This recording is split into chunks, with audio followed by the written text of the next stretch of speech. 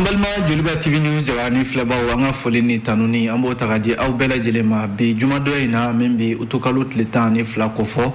malikono ani maliko ka ambaw foka awwali nyumando aw bismillah ka kuna fundi gafe wala kalli keneka limana woni la dala jemu kan an fe ha dongo do membe sigi ka tandene foka se jumado ma nage kan kono to ma temeni sanga bisabaye foka ta se akan tama sanga bisaba nyona gafe minum be sebe ambalma kuna fundi law fe ambiye keneka ka se ka bama yelema bama kana aywa aw khase ka famya soro jamana kuna funla chogomina segira beke jemukan nu ka tle konna la wala sa obse ka famya soro ala chogomina okuma sigira keneka amba foka awali mando amba faina aw danse aka kuna fundi gafe wala kalli keneka an lamene do radio Joliba fana sanfɛ Bamako yano segu kaw fe Sigaso minye Mopti Gao kai kata se Tomoktu Gao fo kata se Kidal ami no bele jele fo Mali marabolo bele jele meno be kan flèche sa ambe be fo ka be wali nyando amba final danser le mana aka kuna fundi gafe wala kali keneka gafe obi ano amina laje ka ndado o bakurumba wala les soirs bien le mana jamana ka face de seben aleye ako anga jamana finitigi no ye armée le mana armée nationale ko ufana aywa we bara minke aywa jouer kalo temenena kalo misara sisan yero ni la dalai anga finitigi ka kuna fond la yero ukama ko dirpa le mana ale bi to ka boka kuna fondi kalo finitigo ye bara minke kalo kona la ka seka onyefo wa jalla ka fo akachan bamanchi ma kemeye dimana wakachan oye ayo anga mali finitigo sera ka minu bonne unina numa mimine uyo bonne walma uyo bolla fomine amina o kuna fon la khali awye lesor kona la ngona boyno les combats bien combat ya jira ka foko minye barakelaw ka la fasali kuluba membe mali kona anu kama ko UNTM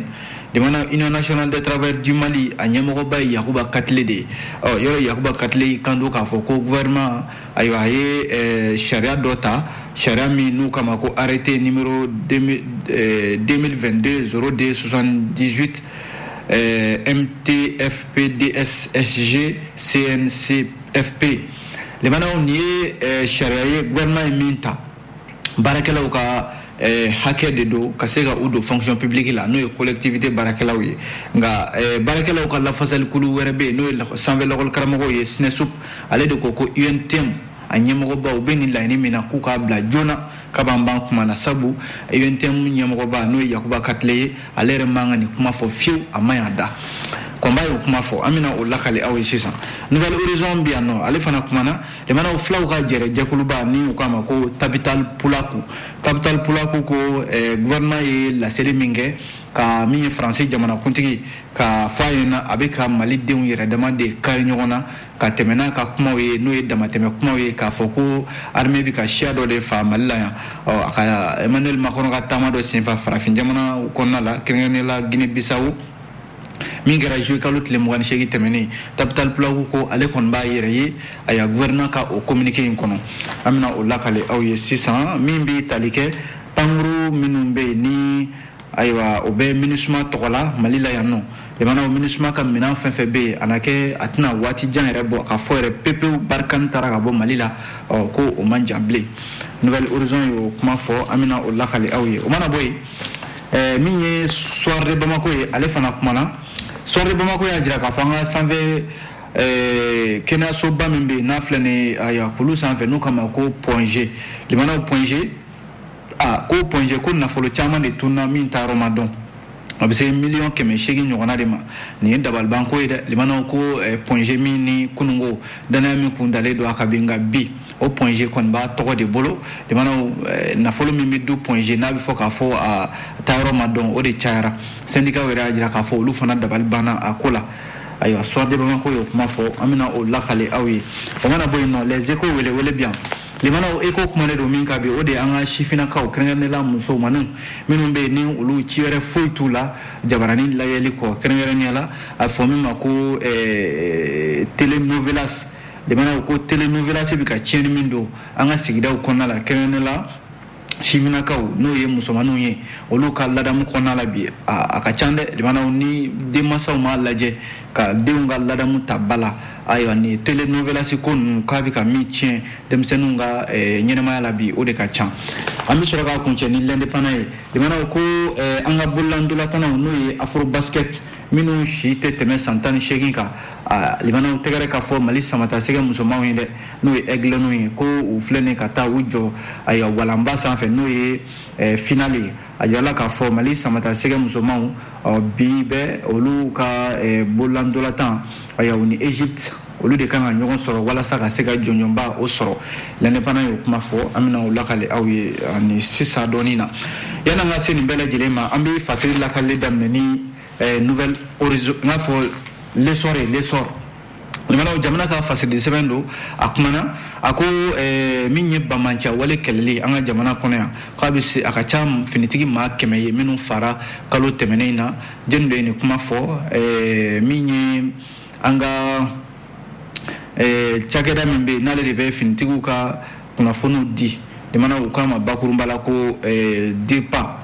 ɲɛmɔgɔ ni o ye colonel Suleiman Dambele direction de l'information et des relations publiques des armées DIRPA limanaw u yɛrɛ dagayɔrɔ a jarala k'a fɔ kunnafonidilaw welela ka taa o kunnafoni kɛnɛ ka kunungo a sen fɛ min ye ayiwa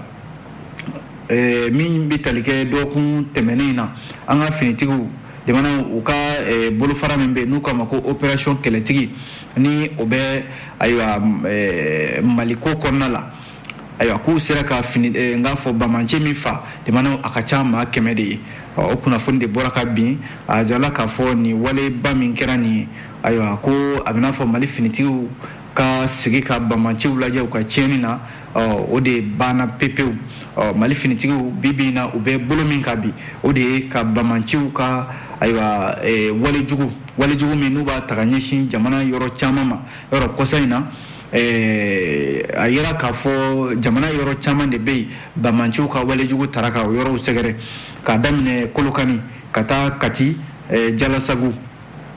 fo ka taa se sokolo sevare douanza kucala ani tesit min kɛra kɔsa in na limanaw ni jamana yɛrɛ bɔ o sangasigi la an bɛ waati min na ko sisan a jarala k'a fɔ ayiwa mali finitigiw ni min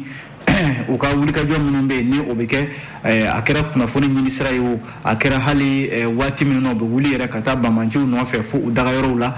ko ni ayiwa ni wulikajɔ ninnu kɛra sababu ye ka bamanciw caman de bɔnɛ u ni na fo u dagayɔrɔw la min ye nin wulikajɔ ninnu ye limanaw a jarala k'a fɔ finitigiw n'o y'an ka forces armées maliennes u sera ka bamanciw dagayɔrɔ minnu bɛ yen u sera ka minɛn caman minɛ u la n'u ma minɛn minnu na i b'a sɔrɔ u ye olu minɛ u tɛgɛ la walima u ye u bɔnɛ u ni na nin b'a jira k'a fɔ armée nationale ka sanayɛlɛ ayiwa ngalo foyi t'a la sabu armée de bɛ taa bamanciw sɔrɔ f'u dagayɔrɔ la limanaw ka u bɔnɛ u ni na ka se k'u daga ta ka bɔ jamanadenw da la ni kunnafoni ninnu bɛɛ lajɛlen dira an y'a fɔ ten kuma daminɛ na ayiwa DIRPA ɲɛmaaba n'o ye colonel Suleiman Dambele kɛnɛ ka yen nɔ finitigi ɲɛma caman tun bɛ yen nɔ limanaw a jarala k'a fɔ an bɛ waati min na ko sisan ni wulikajɔ ninnu ayiwa mali finitigiw chef d'état-major général des armées ani ministre de la défense et des anciens combattants olu kɔni tɛ ka sɛgɛn u tɛ ɲinɛ limanaw ka mali finitigiw ka u dusukolo ka a jija ani ka minɛnw di u ma kɔsa in na colonel Suleiman Dambele ka fɔ la finitigiw ye minɛn minnu sɔrɔ limanaw a kɛra sababu ye ka u dusu kɔgɔ wa u ka baaraw a bɛna caman de fara o jija kan n'i ye jateminɛ kɛ o kɔfɛ kunnafonidila minnu tun bɛ kɛnɛ kan olu dɔw ye ɲininkali kɛ limanaw k'a jira k'a fɔ an bɛ don min ko bi mali bɛ kɛlɛ de kɔnɔ kɛlɛ min n'an ma se ka kɛlɛ in sugu dɔn ko nka an b'o la waati min na dɔw bɛ yen nɔ minnu yɛrɛ ka baara bɛn tɛ foyi ma bɔlɔlɔw sanfɛla la kunnafoniw dili i tɛ kunnafoni min dɔn finitigi ka kunnafoni jamanaden gansan bɛ se ka mun dɔn o la ko dɔw bɛ yen minnu bɛ yen n'o ye vidéomanw n'a ɲɔgɔnnaw ye olu de bɛ t'u sigi bɔlɔlɔw sanfɛ walima activistes n'a ɲɔgɔnnaw limanaw k'u yɛrɛ kɛ i b'a fɔ olu de bɛ finitigiw ka ko bɛɛ lajɛlen dɔn ka kunnafoni bɔ fan o fan n'a ka d'u ye k'a fɔ ayiwa bɔlɔlɔ ninnu sanfɛ colonel Sulemani Danbele o ɲininkali kɛra a la kunnafonidila dɔ fɛ a ye a ɲini ko jamanadenw ka u kɔlɔsi o kunnafoni fasugu ninnu na fɛn yeleko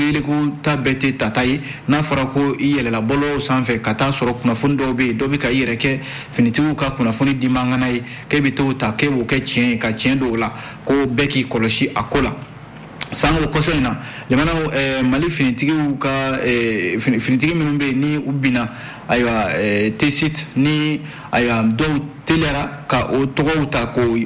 bila bɔlɔlɔw sanfɛ jamana colonel Sulemani Danbele ka fɔ la o maa kofɔlen minnu bɛ yen ko u sɛgɛsɛgɛra k'u dɔn wa olu yɛrɛ bɛ sariya ka bolo kan an bɛ waati min na ko sisan o b'a jira k'a fɔ kunnafoni kolon kɛrɛnkɛrɛnnen la Mali finitigiw kun kan maaw k'a dabila sabu fɛn don fɛn min ni a bɛ se ka kɛ jugu yɛrɛ ɲɛ bɛ don an na wa i tɛ fɛn min dɔn i kana fɔ i bɛ kumaw kan sa ko na taa kɛ gɛlɛya ye jamana kɔnɔ jamana dun bɛ lahala min kɔnɔ bi jamana an bɛ kɛlɛ de la maa t'i jugu dɔn n'i bɛ jugu dɔn i bɛ se k'a kɛlɛ nka i tɛ jugu min dɔn maaw kana taa kɛ kuma fasugu bɛɛ lajɛlen fɔli ye a ko hali Kodiwarikaw ka finitigi maa 49 min bɛ yen n'olu minɛna Mali la yan juillet kalo tile 10 jamana o fana kuma fɔra colonel Sulemani Danbele ka fɔ la maaw ka sabali o kuma ninnu fana na bɛɛ bɛ k'i ta fɔ a ko la ko in bɛ ka lajɛ ji ɲɛma jɔlen na ayiwa jamana fila ni ɲɔgɔn cɛ walasa a ko basigi bɛ se ka na a la cogo min na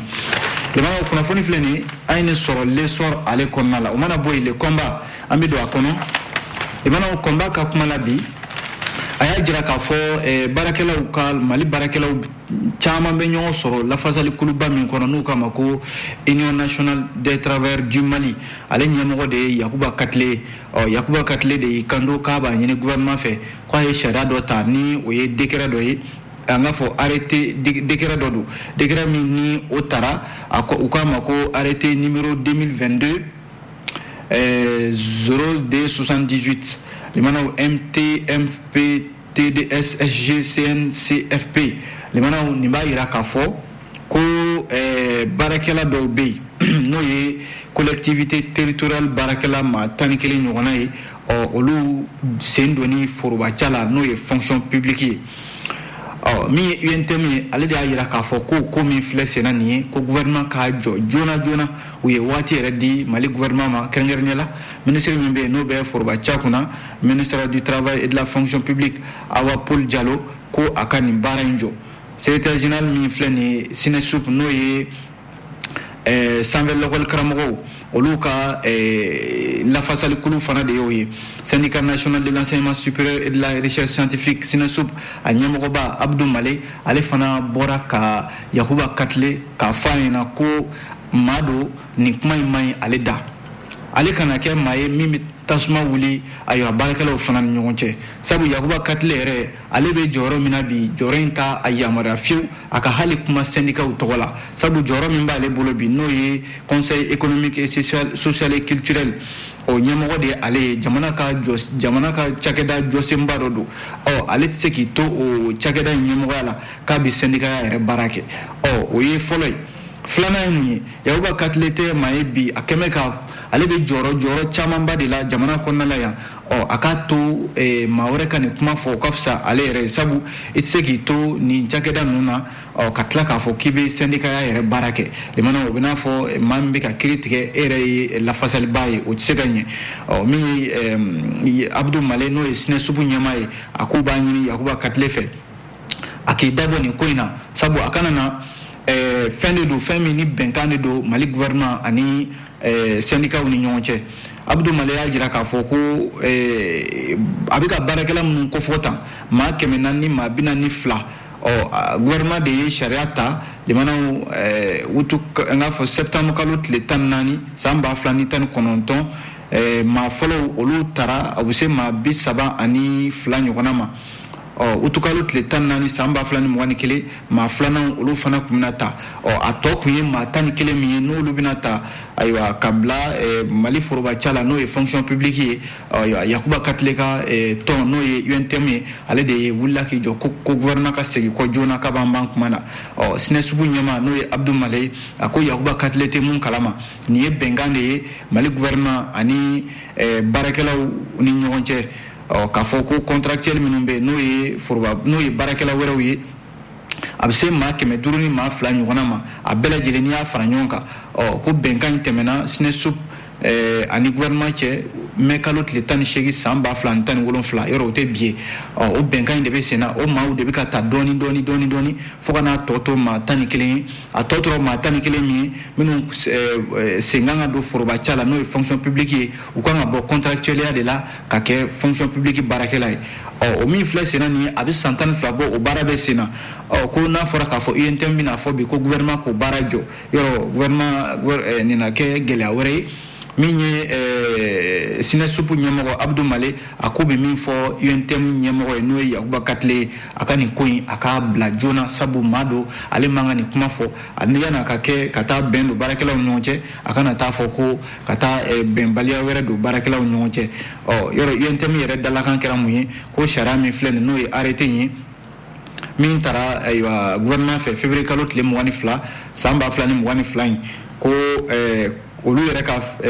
faamuya la yuruku de b'a ko in kɔrɔ wa ni sariya yɛrɛ tɛ taa fiyewu o ye UNTM ka faamuya ye u y'a jira k'a fɔ fana ko yɛlɛmani minnu b'u ka boloda baarakɛlaw ka lahalaya la k'a bɛ kɛ sababu ye ka maa dɔw fusaya dɔ ye walima ka taa dɔw bila jɔyɔrɔ dɔ la jɔyɔrɔ minnu ni u n'u man kan walima ka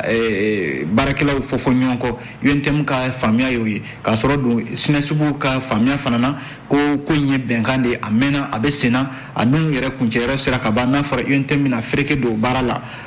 ko nin kɔni UNTM ni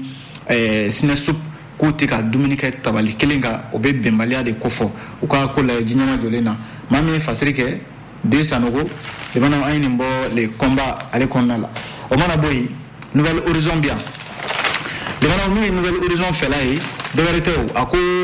filaw ka jɛrɛ jɛkuluba ni u k'a ma ko Tapital Pulaku jamana Tapital Pulaku ko ale b'a a yɛrɛ ye gouvernement ye bataki min kɛ ka ɲɛsin Faransi jamanakuntigi Emmanuel Macron k'a fɔ a ɲɛna ko a ka sabali a ka malidenw to yen u ka kow ɲɛnabɔ u yɛrɛ ye limanaw ni kuma min fɔra Emmanuel Macron fɛ a ka taama la farafinna kɔsa in na juillet kalo tile 28 n'a a kuncɛra Guinée Bissau jamana kɔnɔna la o de senfɛ Emmanuel Macron ye kuma minnu fɔ ko ayiwa Mali finitigiw bɛ ka ɲɔrɔki ka kɛ siya dɔ de ka Mali kɔnɔna la yan jamanaw ka o kuma ta k'o kɛ i b'a fɔ ko ayiwa Mali finitigiw de bɛ ka ayiwa bɛnbaliya don jamanadenw yɛrɛ dama ni ɲɔgɔn cɛ o nɔgɔni fɛ gouvernement yɛrɛ bɔra ayiwa ka ɲɛfɔli kɛ jabaranisoba sanfɛ n'o ye ORTM ye o kɛra utukalo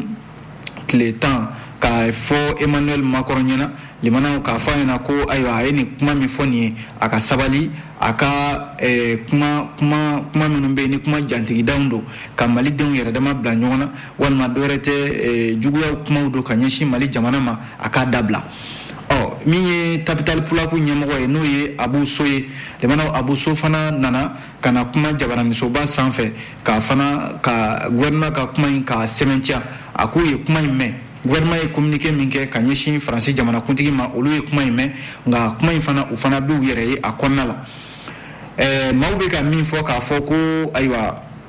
Tapital Pulaku sigin bɛ ka kow lajɛ n'o ye filaw faali ye Mali kɔnɔna la yan nɔ ko gɛlɛya yɛrɛ de bɛ filaw ka Mali kɔnɔna la yan bi jamanaw ka sababu kɛ bamanciw minnu bɛ yen ni olu bɛ k'u yɛrɛ kɛ filaw ye yɔrɔ fila bɛɛ tɛ bamanci ye nka minnu bɛ ka bamanciya tɔgɔ ta k'a da filaw la jamanaw Abu So ko o ko in o de kɛn bɛ gɛlɛya yɛrɛ ye sabu ni ye bamanciw lajɛ siya bɛɛ lajɛlen b'a la nka minnu bɛ k'a fɔ ko ayiwa bamanciw bɛɛ lajɛlen ye filaw ye o de kɛra sababu ye Emmanuel Macron bɔra ka nin kuma in fɔ k'i sinsin o kan nka Abu So y'a jira k'a fɔ tiɲɛ don gɛlɛyamisɛnninw bɛ yen dɛ nka olu ye laɲini fɛn fɛn kɛ Mali gouvernement fɛ k'a fɔ de filako kuma min filɛ nin ni ayiwa a kuma bɛ sen na ko Mali gouvernement u ye jaabi di a bɛɛ lajɛlen la wa ɲɛ sɔrɔla a kow caman na wa olu ka fɛla ye min ye Mali gɛlɛya maa wɛrɛ t'a ɲɛnabɔ dɛ communauté internationale tɛ maa wɛrɛ tɛ Nations Unies tɛ Faransi tɛ olu maliden yɛrɛ damaw de b'u ka koɲɛ ɲɛnabɔ yan o de la a yɛrɛ bɔra k'a fɔ k'u b'u yɛrɛ ye gouvernement ka communiqué in kɔnɔ u bɛ tugu gouvernement kɔ olu n'u ka jamana ɲɛmɔgɔw b'a ɲɛnabɔ ayiwa Mali la yan maa wɛrɛ tɛ se ka Mali gɛlɛya ɲɛnabɔ n'a ma kɛ ni malidenw yɛrɛ dama ye o de la k'u b'a ɲini Mali gouvernement fɛ u ye laseli min kɛ k'a fɔ Emmanuel Macron ye a ka sabali a ka Mali to a damana ayiwa Mali ni a den yɛrɛ dama olu de bɛ ka fɛɛrɛ ɲini u ka gɛlɛya la a kana fɔ k'a b'i da don ko wɛrɛ la Capital Pulaku ko ale bɛ i yɛrɛ ye o kɔnɔna la wa olu ka fɛla ye min ye bi o de ye gɛlɛya min bɛ Mali la bi ni fura ba sen tɛ ka sɔrɔ a la u k'a lajɛ u k'u tɛgɛ di ɲɔgɔn ma bɛɛ lajɛlen ka kɛ jamanaden ɲuman ye walasa nin ko min filɛ sen na don dɔ a ka fɔ ko Mali a ye nin gɛlɛya in sɔrɔ nka lafiya bɛ yen bi Ala ka o don yira an na Libanaw yan'an ka bɔ Nouvelle Horizon kɔnɔ a y'a jira k'a fɔ ko tajiko gɛlɛya sababu la Libanaw ko an ka pankuru olu fana tɛ ka gɛlɛya in ye sabu pankuru ninnu n'o ye avion ye olu tɛ se ka pan ni taji fana t'a kɔnɔ taji min bɛ kɛ avion kɔnɔ u k'a ma de ko kérosène Libanaw ko kérosène ko gɛlɛya de bɛ an ka pankuru jigi kɛnɛ la bi o de kɛra sababu ye cakɛda min bɛ yen ni ale ye pankuru cakɛda ye u k'a ma ko compagnie Sky Mali Libanaw a ko k'a b'a ka client olu ladɔnniya k'a f'u ɲɛna ko ayiwa kérosène dɛsɛlen don bi n'o ye taji min bɛ kɛ avion kɔnɔna la Libanaw o de ye gɛlɛya sababu la min ye Sky Mali a ɲɛmɔgɔw u k'u b'u u ka clientw ladɔnniya k'a fɔ u ka taama minnu tun bɛ yen n'olu tun bolodalen don u y'a caman bɛ u y'a bɔ a dɔgɔ kɔrɔ ka sababu kɛ ko tajiko gɛlɛya ye Libanaw taji ninnu minnu na a bɛ bɔ ayiwa Ukraine jamana de kan yɔrɔ Ukraine yɛrɛ Russie ni Ukraine bɛ ɲɔgɔn na bi u kɛn bɛ ka datugu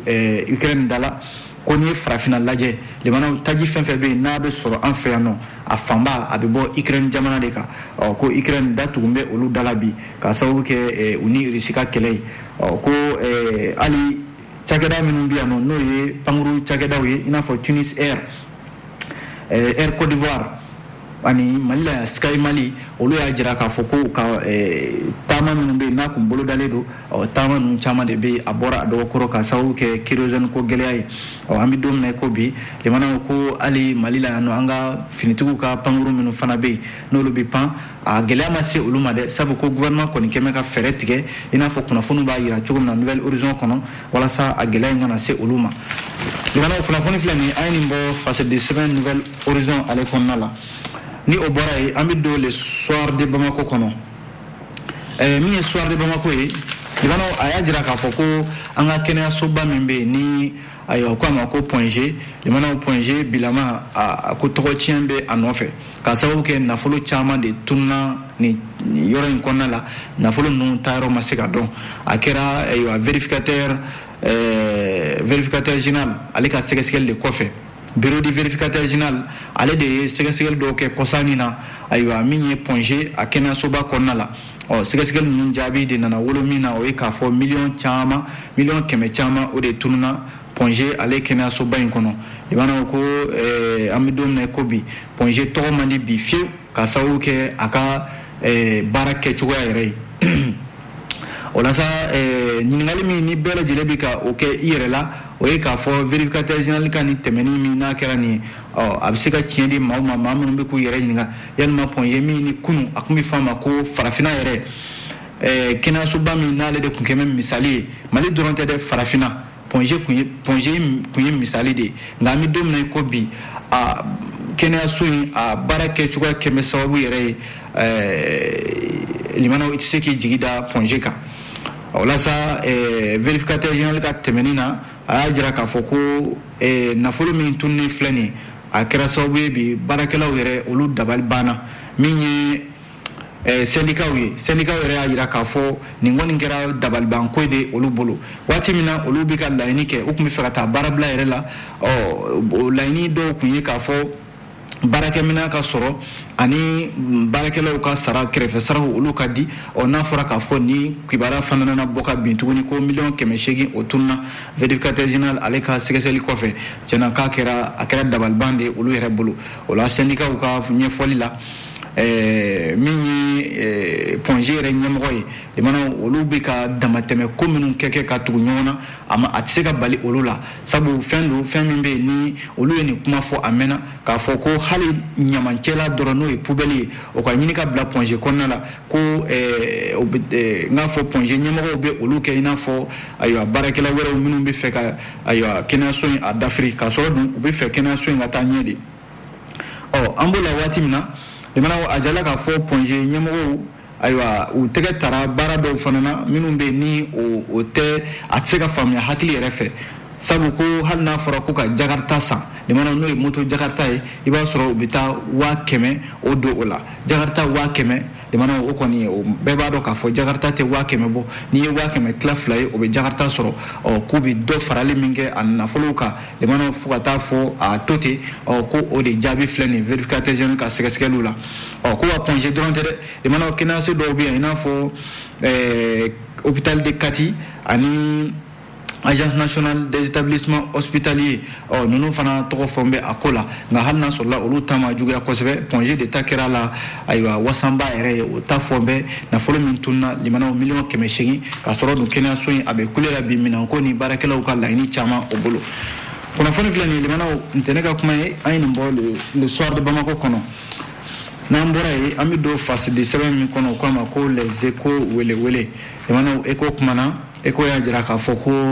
an k'an janto bi min ye jabarani so minnu bɛ yen ni o b'an ka sow kɔnɔna la kɛrɛnkɛrɛnnenya la ayiwa i b'a sɔrɔ ja minnu bɛ yen n'a bɛ bɔ an ka jabarani sobaw kan kɛrɛnkɛrɛnnenya la n'u k'a ma ko telenovelas limanaw ko nin kɛmɛ sababu ye k'an ka sifinnakaw min ye musomaninw olu ka ɲɛnamaya yɛrɛ an'u ka ladamu limanaw ka caman tiɲɛ k'a sababu kɛ mun ye telenovelas min ni a kɛmɛ sababu ye bi limanaw sifinnakaw musolakaw yɛrɛ kɛrɛnkɛrɛnnenya la olu tɛ se ka ɲɛ a kɔ a ko n'i y'an ka duw kɔnɔna la bi limanaw i b'a sɔrɔ muso furulenw yɛrɛ walima musomaninw olu ci yɛrɛ u ka ci bɛɛ tiɲɛ bɛ k'a sababu kɛ ayiwa telenovelas filɛ walima film n k'a fɔ ja minnu bɛ yen ni olu yɛrɛ i b'a sɔrɔ foyi tɛ fɔ a kɔnɔna la limanaw cɛ ni musoya lamɛnbaaw ka hakɛ to walima ko wɛrɛw ko minnu bɛ yen n'o na an danbe tɛ taa limanaw n'i ye jateminɛ kɛ ni ɲɔgɔnna waleya minnu bɛ yen ni ani Mali danbew tɛ taa k'a kɛmɛ sababu ye bi ka an ka danbew olu tiɲɛ sabu caman bɛ yen bi o b'a lajɛ ka tila k'a fɔ de k'a b'a ladege tuguni yɔrɔ o ye kɔlɔlɔ ye o la sa Eko y'a jira k'a fɔ ale gɛrɛla maa dɔw la k'u ɲininka i n'a fɔ Seyidu Kane ale ye dutigi ye ale ko nin ja minnu filɛ nin n'a bɛ lajɛ ayiwa baloku yɛrɛ fɛ olu de bɛ denmisɛnninw su limanaw k'u sigi u kɛrɛfɛ yanni ka kɛ ladamu kɛbaa ye ka ɲɛsin ayiwa denmisɛnninw ma olu de bɛ denmisɛnninw yɛrɛ wele k'u sigi u kɛrɛfɛ u bɛ jɛ ka ja ninnu lajɛ ɲɔgɔn fɛ ko a kɛmɛ sababu ye bi limanaw hali ni i bɛ tele kɔrɔla la dɔw yɛrɛ bɛ yen i tɛ se ka hali tele lajɛw fɛ k'a sababu kɛ musow ka ayiwa novelas lajɛ a n'a ɲɔgɔnna caman k'a kɛmɛ gɛlɛya bi an ka sigidaw la dɛ min ye dutigi n'o ye Seyidu Kane ale ka ɲɛfɔli kɔfɛ min bɛ tali kɛ musolaka dɔ fana ale fana y'a ta lakali limanaw Eko kɔnɔna la bi a y'a jira k'a fɔ ko ale yɛrɛ ka du kɔnɔ a yɛrɛ denmusonin limanaw ko Aminata Simaga ko ale denmusonin limanaw ko ale fana ye kangarida dɔ de kɛ waati dɔ la a denmusonin ye san 15 ɲɔgɔn na o y'a sɔrɔ a fana telenovelas filɛ de ka di a ye kosɛbɛ o telenovelas min n'a b'a lajɛ n'u k'a ma ko Catalina limanaw ja o film in na i b'a sɔrɔ fɛn caman de bɛ bɔ o kɔnɔna la a fana y'a lajɛ k'a b'o de ladege don dɔ la ale y'a denmusonin kɔrɔfɔ dɔrɔn ka f'a ɲɛna i ye nin min kɛ nin ma ɲɛ ja a taara da de tugu a yɛrɛ da la limanaw ka lamu ta k'a yɛrɛ fari bɛɛ tigɛ walima k'a fasajuru dɔ tigɛ n'o ye joli sira dɔ ye joli de bɔra sa k'o tɛ jɔ o dimi min yɛlɛla fɛ dɛ da tugulen a yɛrɛ da la a kulela ba in ka sɔrɔ ka n'o ye Aminata Simaga ye ka sigiɲɔgɔnw wele ka sɔrɔ ka na ka da kari ka bɔ a da la u taara sɔrɔ a kɛmɛ ka lamu kɛ k'a yɛrɛ fara ja ko u taalen n'a ye dɔgɔtɔrɔso la a kɛnɛyalen a ka sɔrɔ k'a fɔ a yɛrɛ dɔgɔkɛnin dɔ bɛ yen a y'a f'u ɲɛna ko ale tun bɛ ka novelas de lajɛ ko Catalina k'o tun bɛ ka nin ko in k'a yɛrɛ la k'o diminen o de ale fana filɛ nin k'o de ladege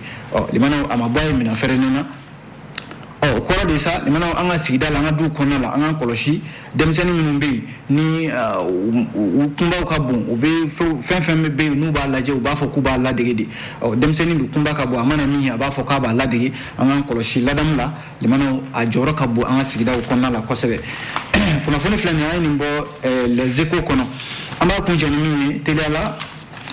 l'indépendant do limanaw l'indépendant ko an ka bololandolatanaw n'o ye afro basket minnu si tɛ tɛmɛ san 18 kan n'o ye afro basket U18 musomaninw ani cɛmisɛnninw lemana ko Mali aka seben soro kata mi jonjoba kene ka no e finale Afro Basket U18 musomanu le kodo ko flene ka Egypte jamana ono e nyon soro ko farafina bunakon ka abina fo Mali ale kon minata jonjon ale kene ka